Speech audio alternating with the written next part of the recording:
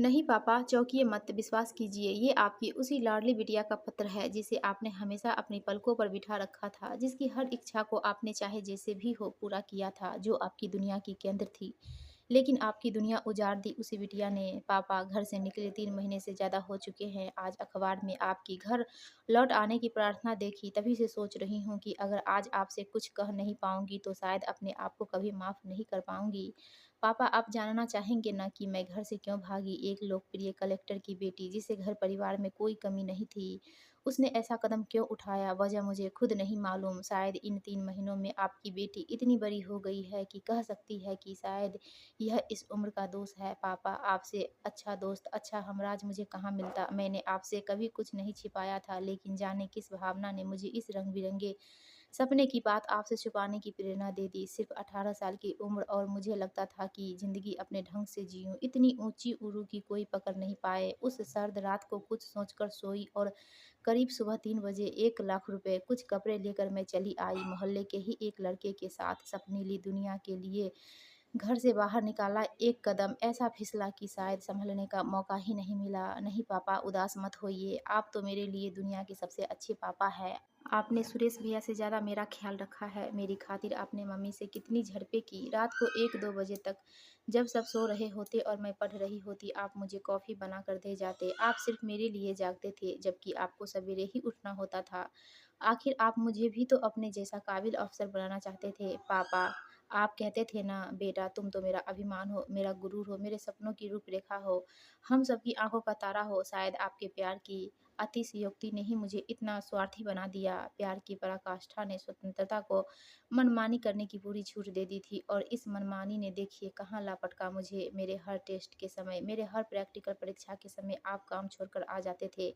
मेरे प्रति आपका इतना मोह देखकर लोग कहते भी, भगवान हर बेटी को ऐसा पिता दे, और आप कहते थे कि भगवान हर बाप को ऐसी बेटी दे। अब वही लोग आपको देखकर कहते होंगे, देखो लड़की को इतना सिर चढ़ा लिया था, तभी तो एक आवारा लड़की के साथ भाग गई। काश पापा, काश ऐसा नहीं हुआ होता, काश मैं समय को उल्टा घुमा पाती। प्लीज़ पापा, मत रोइए, प्लीज़। जानती हूँ आपको आपकी 2 चीज़ें बहुत प्यारी है, आपकी बेटी और आपकी प्रतिष्ठा, मगर आपकी एक प्यारी चीज़ ने ही दूसरी को भी कहीं का नहीं छोड़ा। आपकी बेटी ने भी ही आपकी प्रतिष्ठा धूल में मिला दी। आपके स्नेह ने कभी मुझे ज़मीन पर उतरने नहीं दिया, और मैंने आपको ज़मीन में कई फीट नीचे गाड़ दिया। आप मेरी चिंता में सामाजिक बदनामी के भय से सिर्फ़ आँसुओं और तन्हाई के होकर रह गए होंगे। मुझे अब अधिकार तो नहीं है, फिर भी कह रही हूँ, मम्मी के लिए, भैया के लिए, अपने आप को सँभाले रखिए। पापा, आज लगता है माँ से ज़्यादा समझदार, यथार्थवादी, शुभचिंतक कोई और नहीं होता। माँ ने हर बार मुझे अनुशासन और कर्तव्यों का पाठ पढ़ाना चाहा, लेकिन आपके स्नेह ने उनको परास्त कर दिया। माँ मेरे लिए हर सुख-दुःख की साथी थी, उन समस्याओं की राज़दार थी जो मैं आपसे नहीं कह सकती थी। जब मैं बीमार होती तो कितनी ही रातों माँ ने जाग-जाग कर काटी। खुद बीमार रहती, लेकिन कभी मुझे महसूस न होने देती। अपने शरीर पर हर रात मुझे माँ के हाथों का स्पर्श महसूस होता था। जानती हूँ मेरी इस करने के लिए माँ अपने आप को ज़िम्मेदार समझती होंगी, लेकिन पापा, माँ का कोई दोष नहीं है। एक माँ अपनी रचना को जितने अच्छे से सँवार सकती है, उतना और कोई नहीं। माँ ने भी वैसा ही किया, हर कदम पर साथी बनकर, सच्ची सहेली बनकर। पर आज काश मैं माँ के आँचल में छिप जाती, उनकी बाहों का घेरा मेरे चारों ओर फिर से कस जाता। काश उनकी झिड़कियाँ, अनुशासन, सलाहें मुझे पहले वाली नीता बना देते। सुरेश भैया ज़रूर अपने कमरे में हमारा एल्बम देखकर रो रहे होंगे। उसके दोस्त मुझे दीदी दीदी कहते नहीं थकते थे। मेरे एक बार कहने पर वह सिर के बल दौड़ा चला आता था। उसने कई बार मुझसे कहा था, दीदी तुम्हारे आइडियल तो पापा है, लेकिन मेरी आइडियल तुम हो। आखिर मैंने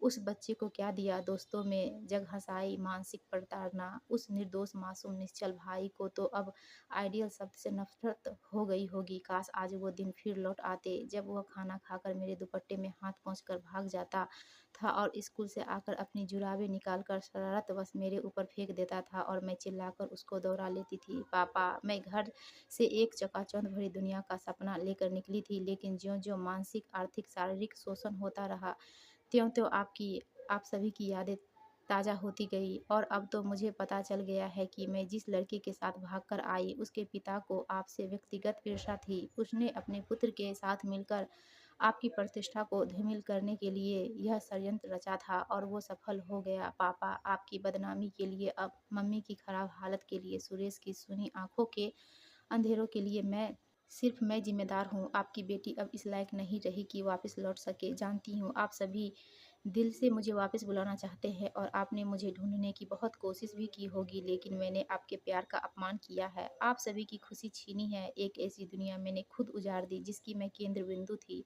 अब मुझे अपने आप से घृणा हो रही है। अब मुझे ढूँढने की कोशिश मत कीजिएगा। इसलिए यह नहीं लिख रही हूँ कि कहाँ हूँ। जानती हूँ वापस आने पर भी आप सभी पहले की तरह मुझे स्वीकार कर लेंगे, लेकिन इतने कम समय में मैंने आप लोगों को जीते जी मार दिया है। इसलिए अब मैंने खुद की सज़ा निश्चित कर ली है। पापा, पत्र पर पड़ी डाक खाने की मुहर आपको मेरा पता बता सकती है। आप मुझे तलाश करते यहाँ आ सकते हैं। इसलिए मैं सदा के लिए जा रही हूँ। जब तक आपको मेरा यह पत्र मिलेगा, मैं इस दुनिया में नहीं रहूँगी। हो सके तो आप सभी अपनी इस नासमझ बिटिया को माफ़ कर दीजिएगा। भगवान से कहूँगी कि वो अगले जन्म में भी मुझे आपकी बेटी बनाकर भेजे। अलविदा पापा, आप सबकी लाडली नीता।